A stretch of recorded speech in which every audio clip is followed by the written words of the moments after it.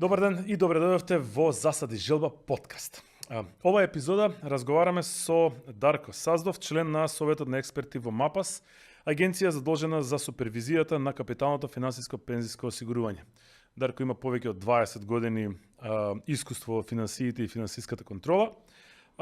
Денеска ќе поразговараме малку за значењето на МАПАС, за пензискиот систем, предизвиците поврзани со демографските трендови и финансиската иднина на пензиските фондови во Македонија.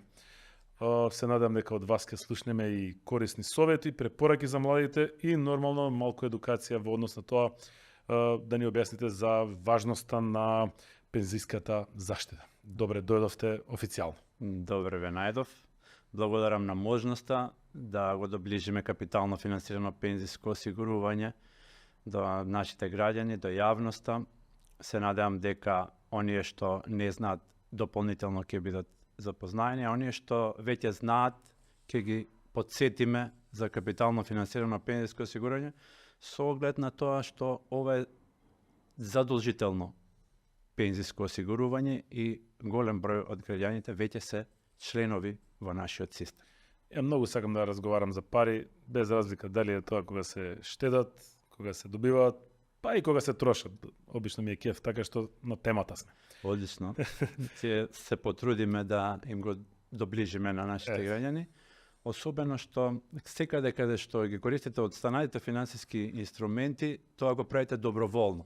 И кога одите и во банка, и во осигурување, за разлика од пензисково капитално финансирано пензиско осигурување, каде сте задолжително со првото вработување сте член. Што викам јас, за наше добро.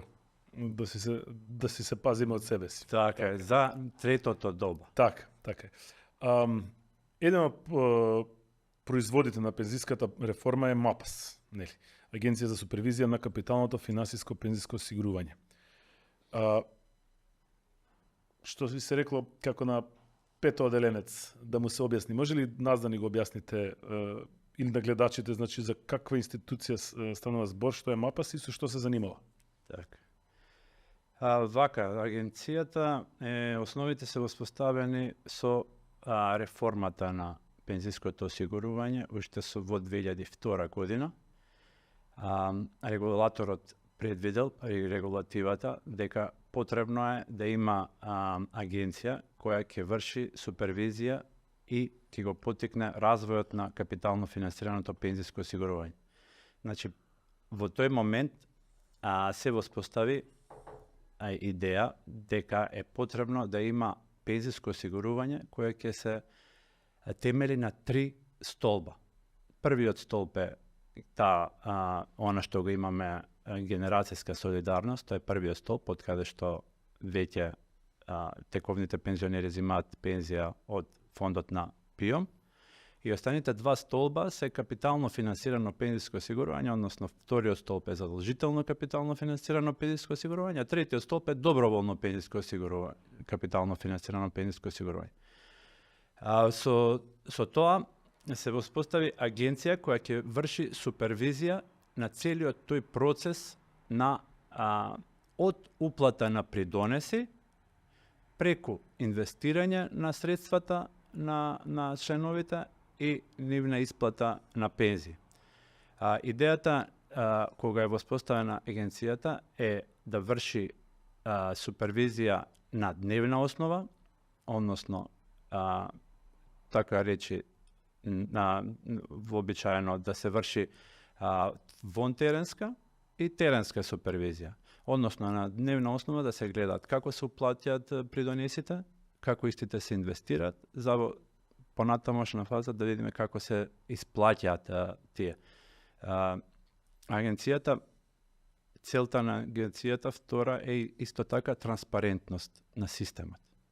Се што поминува од аспект на зачленување на членовите, преку повторно инвестирањето, портфолијата на пензиските фондови, одобрувањето на секоја активност на пензиските друштва, да биде на еден транспарентен начин, што ќе биде преку доставените извештаи што ги објавува агенцијата, секој да се запознае со неговите права и обврски.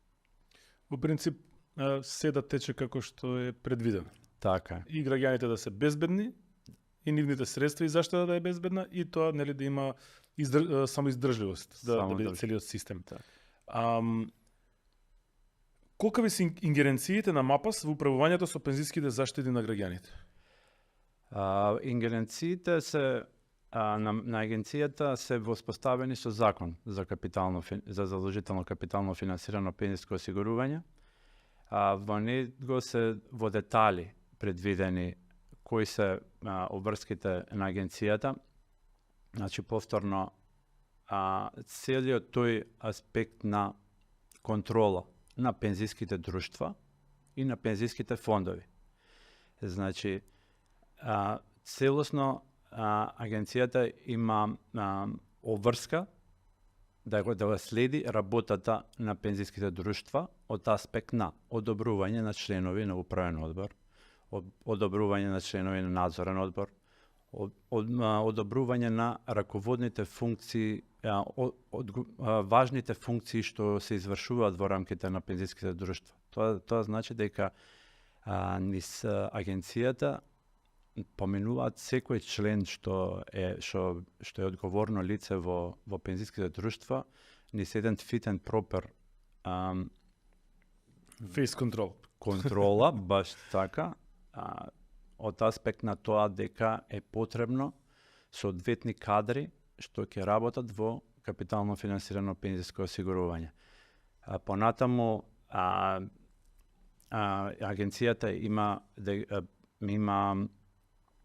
ингеренции да ги следи целата документација што поминува низ пензиските друштва, од аспект на тоа како се работи, од аспект на примање на придонесите, како истите се инвестираат средствата, како се евидентираат евиденцијата на членовите, отварањето на индивидуални сметки на членовите и во секој од секој детал од работењето на пензиските друштва агенцијата има право да го следи и да биде информиран. Ги има агенцијата сите потребни алатки и услови за да извршува ова функција која што мислам дека е доста звучи доста комплексна и доста сложена, има многу вклучени луѓе, ентитети, Да.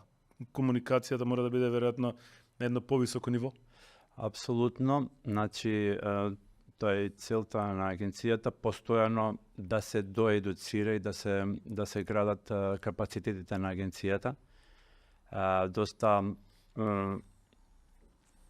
Ние сме како агенција сме членови на меѓународни институции каде што преку заемно меѓусебно преку тие обуки што се спроведуваат се јакнати капацитетите на агенцијата од аспект на супервизијата и на регулативата.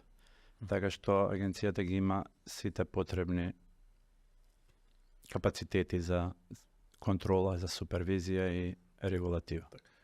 Вашата улога која е во МАПАС? Конкретно ме интересира советот на експерти со што се бави, освен што гостува по подкасти. Така. Вака, советот на експерти е менаџерска раководна функција во агенцијата. Именувана од Собранието на Република Северна Македонија и целта на советот на експерти, тој се состои од 5 члена, еден председател на советот на агенцијата, двајца се професионално ангажирани членови и двајца се надворешни членови кои на редовна основа се среќаваат за спроведување на активностите на агенцијата. Советот на експерти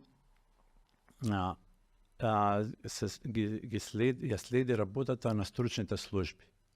Она што стручните служби во агенцијата ги спроведуваат од аспект на целосно ова што претходно ви го кажав, Советот на експерти ги потврдува или ги менува одредени одлуки во врска со работењето на капитално финансирано пензиско осигурување. Така што Советот е раководна функција, ги координира работите во агенцијата. Се разбира дека сето она што е работа на пензиските друштва се одобрува од страна на Советот на Советот на експерти на агенцијата врз основа на мислењата од стручните служби. Значи, сето она што веќе е разгледано и поминато низ стручните служби како одобрување на членови, спроведување на контроли, предлози за развој и промоција на капитално финансираното пензиско осигурување, сите одлуки се потврдуваат од Советот на експерти. Советот на експерти, целата таа функција негова е предвидена со Законот за заложително капитално финансирано пензиско осигурување и таму јасно се напишани кои се функциите на Советот и кој може да биде член на Советот на експерти на агенцијата. Советот работи врз основа на статут, деловник за работа, така што сите оние поважни работи како за агенцијата, така и за системот, Советот мора да ги потврди. Значи, тоа се од аспект на работењето на во капитално финансирано пензиско осигурување, извештај, годишни извештај, буџетот за наредната година од аспект на за развој или одредени подобрувања во системот, како и секоја од теренските активности. Теренските од извештаите од теренските контроли што се спроведуваат во агенцијата, поменуваат низ Советот на експерти. Многу ме интересира секогаш тоа го прашувам на било која тема кога зборуваме. Со оглед на тоа дека ние сме мала земја која што е прилично сиромашна, да кажем, во однос на големиве западниве земји и практично голем дел од новитетите и целиот тој айсбрейкер прво се имплементира во поголемиве земји, па потоа ние некако гледаме пример од нив. И во принцип кај нас општо и во политиката и во финансискиот сектор многу е полесно кога ќе се даде пример од страна како е тоа имплементирано и аплицирано таму, за да видиме ние како можеме тоа да го направиме кај нас. Ме интересира за такви некои успешни примери во други земји, нели, како управувањето со пензиските фондови таму. Так. Веќе кажав дека ние како агенција, како држава сме членки на одредени меѓународни институции, а овој модел што го имаме на капитално финансирано пензиско осигурување е, како и повеќето што знаате, модел на Светска банка. И овој модел на капитално финансирано пензиско осигурување го имаат голем број на членки и на Европската унија и на ОЕЦД. Така што анализите што ги правиме на редовно, ако не кажам и на квартално, ама еве на годишно ниво, не само ние, туку и на меѓународно ниво ОЕЦД го прави, ги прави валидација и едноставно анализа на земјите кои се членки на ОЕЦД и кои не се членки на ОЕЦД, а го имаат системот сличен на, односно како нашиот, односно систем на капитално финансирано пензиско осигурување. Треба да знаеме дека ова што го рековте, ние сме земја која го имплементира капитално финансирано пензиско осигурување, но кај пензиското осигурување секоја земја има свој специфики кај пензиското осигурување. Секоја земја различно е во однос на стандардот на живот. Години во пензија, стандард на живот во однос на одвојување на процентот кој се уплаќа во капитално финансирано, колку се инвестираат тие средства. Тоа Советот го одлучува кај нас? Во главном тие одредени главни параметри се во закон, регулативата и законодавецот ги предвидел, ние само ги контролираме. Ги контролираме дали пензиските друштва ги спроведуваат, се придржуваат на регулативата. Такви приказни се среќа во 2023 во однос на која ме прашавте какви се податоците. Последните податоци се за 23 година и покажуваат дека дека имавме раст и на средствата кај повеќето земји, и кај ОЕЦД, и кај земјите што не се членки на ОЕЦД, имавме раст на пензиските На членовите. за членовите. Така, во Приватното пензиско супер. осигурување, ова е подобрување, односно корекција на пазарите што ги имавме после финансиските кризи што беа поврзани и со енергетската, високите инфлации.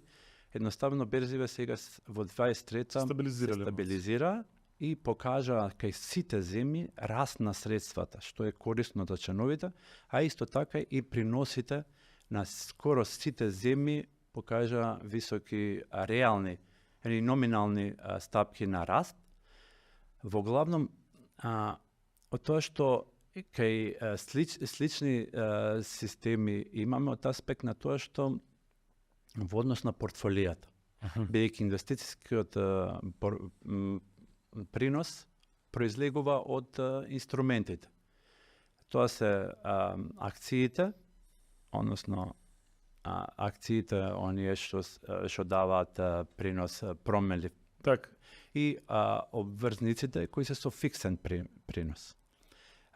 Процентите кај повеќето земји како капитално финансирано пензиско осигурување, тој процент е негде повеќе кон обврзниците, помалце кон повеќе ризичните. Значи тој процент во обврзници негде 70%, а обврзници негде од 30 до 40%, од земја до земја тоа варира.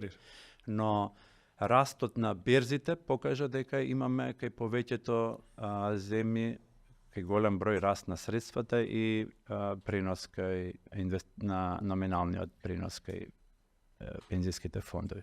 Така што Македонија ги следи трендовите што се спроведуваат и во останатите земји и добро го следиме трендот на знаеме дека пензиските фондови, нели, нивниот раст, ликвидност зависат од демографијата, од демографскиот раст. Ме интересира каква иднина, например, предвидувате вие, земајќи ги во предвид сега демографските трендови во земјава, буџетските трошења на државата и така натаму во врска со, нели, пензискиот фонд. Да. Што би се рекло, ќе не биде ли? Да, мора да не биде.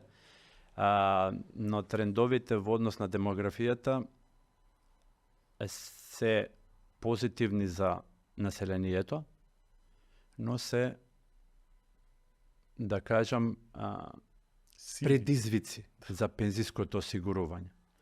Од аспект на тоа што демографските податоци покажуваат не само кај нас, кои следејќи ги и останалите земји, дека населението живее се подолго. Тоа значи дека се подобрува начинот на живот и се подобрува она што го викаме фармацијата и здравството. Да. Тоа значи дека луѓето живеат се подолго и дека парите за пензија ќе ги користат долго време. Сега предизвикот на пензиското осигурување е тие пари да ги направиш што повеќе, за да луѓето живеат подолго. За жал, и стапките па на фертилитет, односно стапките па за новороденчиња, исто така се па во намален износ. Од друга страна, тие што се веќе што треба да придонесат за пензиското осигурување, како уплата на придонеси, се намалува. Сега тоа е тој предизвик на следење на ризиците во пензиското осигурување. Да се изнаоѓаат нови можности, да се изнаоѓаат начини да се зголемат тие средства, бидејќи ќе живееме подолго. Или што ќе правиме 150 или години? Ќе размислуваме како работоспособни се повеќе период да го поминеме во работен век. Значи, веќе нема да биде 62-64 граница за старосна пензија. Податоците покажуваат дека веќе сме работоспособни и за подолг период на работа. Па здрави, едри, сами си го бараме. Така. Сами си го бараме, после не може да се одмори човек. Мораме за да придонесеме и за пензиското. Еве, јас како глумец доброволно кажам, значи, не одам во пензија на 63, слободно пуштате ме докај се думне со здравје, Боже, 75-6, нека имаат луѓе од мојата плата, моите придонеси.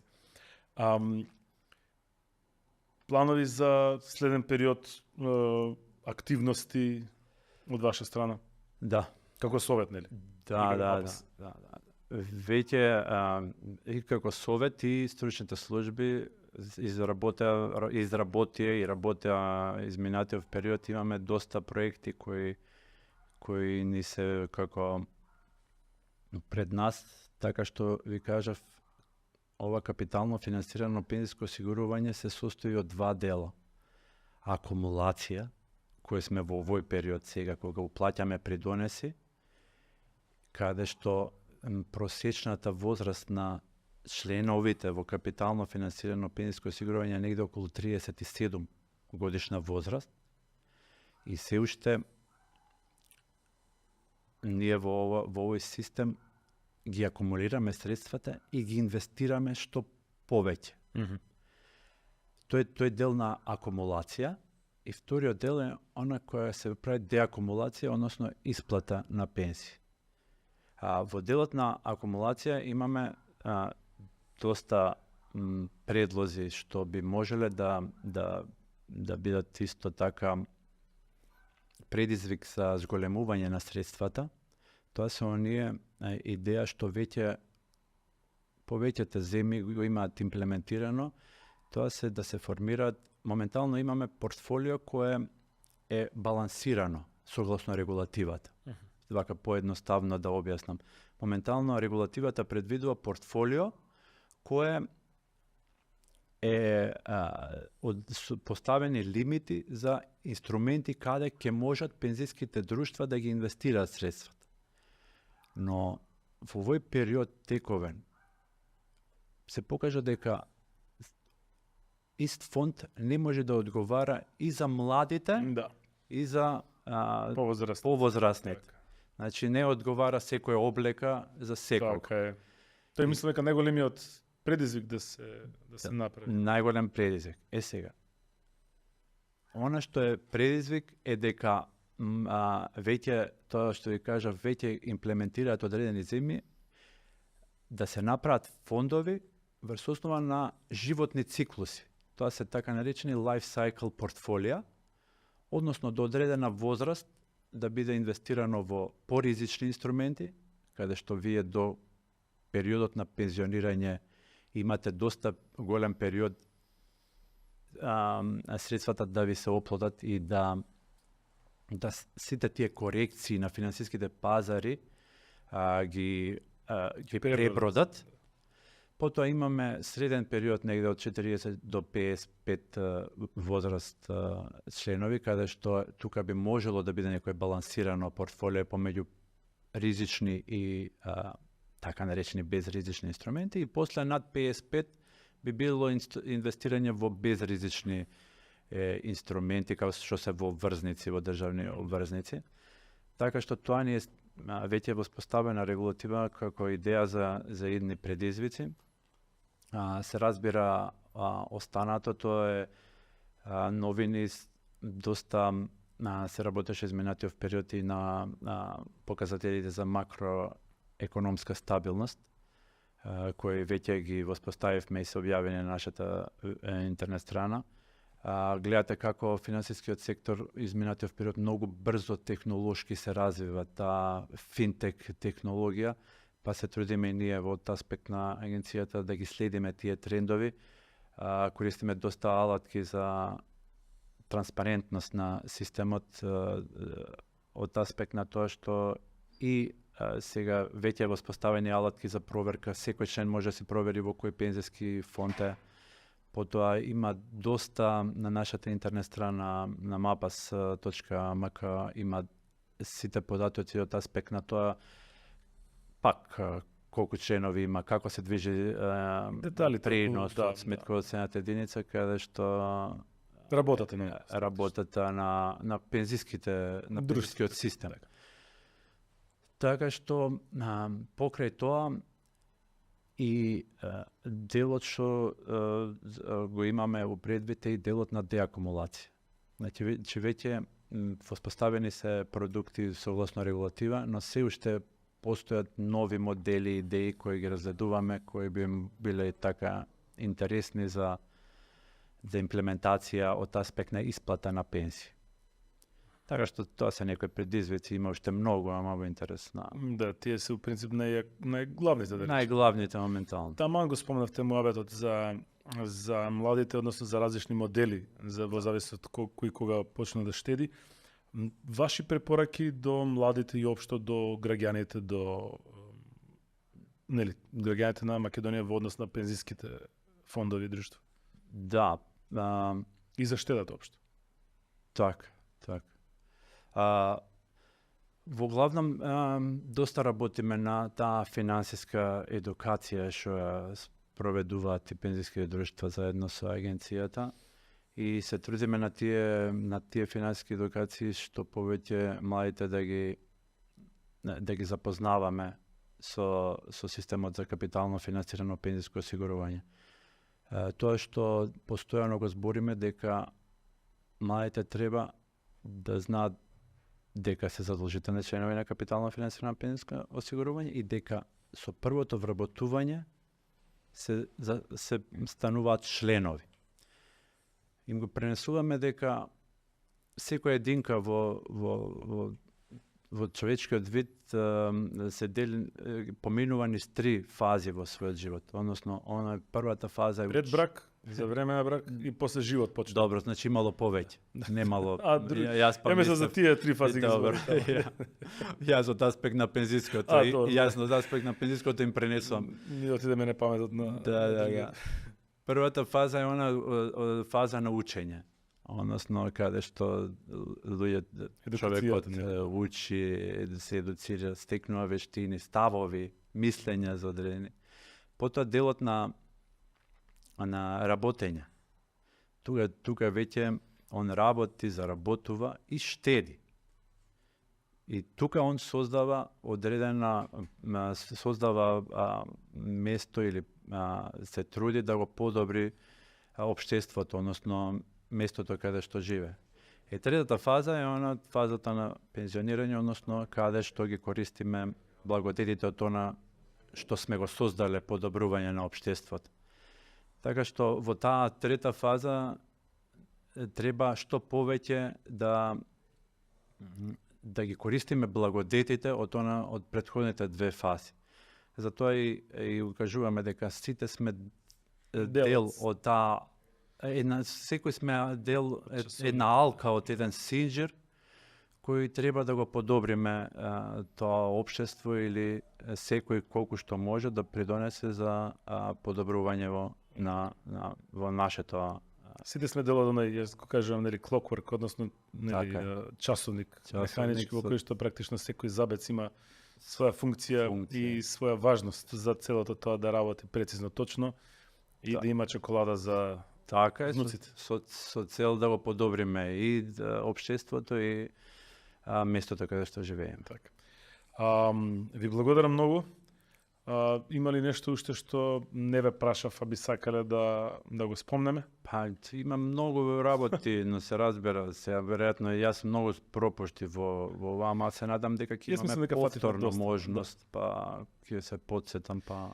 Имаме уште многу активности заедно со МАПАС, заедно со пензиските друштва, така што ова не застанува тука, секако имаме уште прво многу подкасти после ова, а и секоја година практично имаме активности баш на темата пензиски друштва, штедење пензиско, 3 столбови, така што верувам дека со доволно, како ги каже баба ми, со инка доволно ставање, сепак ќе остане нешто внатре за луѓето да можат да сватат каде во принцип целата, што викам јас, финта во цела оваа работа, дека едноставно некогаш треба виша сила за да се заштитиме, јас викам, сами од себе си, заради тоа што практично не секој човек има доволно стабилност, доволно волја, доволно знаење и умење за да може да се осигура доволно за периодот кој што следува. Така. А практично никој не мисли на толку далеку и секој гледа тука во реално време да му е прилично добро и комотно. Така е. Чекор по чекор и ќе се исполнат и целите и очекувањата и многу благодарам на можноста за оваа промоција. Благодариме на вас. Тоа беше Дарко Саздов од Мапас. Ви благодариме на вас што не гледавте. Ова е еден од подкастите кои што ќе ги имаме за засади желба. Очекувате и други убави и интересни соговорници, а ние се гледаме во следното, како се ката, издание. Довидување, чао.